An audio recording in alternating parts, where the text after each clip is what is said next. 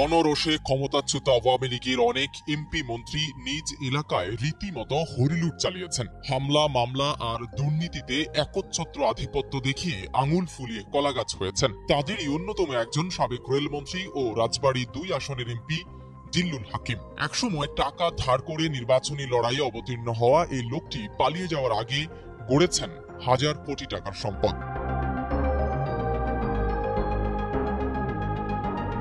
১৯৯৬ সালে আওয়ামী লীগের এক প্রবীণ নেতার কাছে মাত্র ৫০,০০০ টাকা ধার করে নমিনেশন কিনেছিলেন জিল্লুল হাকিম। এরপর একাধিকবার এমপি নির্বাচিত হলেও মন্ত্রী হওয়ার সম্ভাব্য তালিকায় কখনোই তার নাম ছিল না। এ ব্যাপারে আওয়ামী লীগের অভ্যন্তরেও কখনো কোনো আলোচনা হয়নি। তারপরও তিনি মন্ত্রী হয়েছেন। অবশ্য এর পেছনে আছে বিশাল অঙ্কের টাকা লেনদেনের ঘটনা।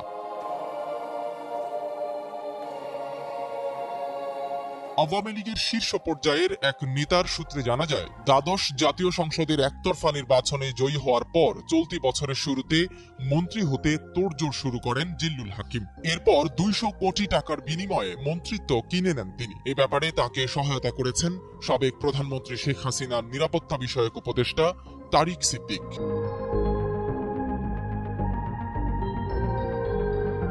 তারিক সিদ্দিকের মাধ্যমে মন্ত্রিত্ব কেনার এই টাকা লেনদেন হলেও এতে মূল ভূমিকা রাখেন শেখ হাসিনার বোন শেখ রেহানা।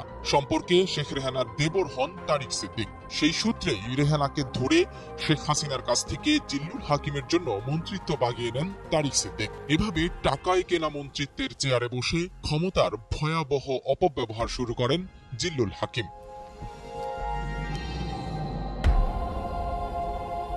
খুন, নির্যাতন, দখলবাজি, অর্থ পাচার, হেন কোনো অপরাধ নেই যা করেননি জিল্লুল হাকিম। মনোনয়ন বাণিজ্য করতে গিয়ে নিজ দলের নেতাকর্মীদের শুধু বিপক্ষেই অবস্থান নেননি, তাদের উপর চালিয়েছেন নির্যাতনের স্টিম রোলার। গত এক যুগে আওয়ামী লীগের প্রায় ৪০ জন নেতাকর্মী খুন হয়েছেন জিল্লুল হাকিমের ক্যাডার বাহিনীর হাতে।